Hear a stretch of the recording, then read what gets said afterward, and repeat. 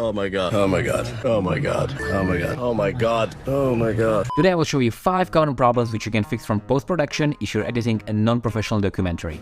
This probably doesn't count as a full tip, but remember to choose your editing program correctly, especially if you have a specific camera. Like this was shot on a Blackmagic Pocket Cinema 6K, which basically limits me to use Davinci Resolve software from Blackmagic. I mean, it doesn't, but also it's the most effective software for their own camera. And especially for long videos and documentaries, Davinci Resolve is like really handy, because like when I want to input anything anywhere, I just take it and I can put it wherever I say it, it will move everything. This was really handy for this real long edit, especially if the director was always changing stuff afterwards. For example, I like editing in Hitfilm more, but for this one I had to learn this editing program just to make it more effective. And if you didn't know this, you should subscribe. And if you like documentaries, check this video about these RGB lights right now.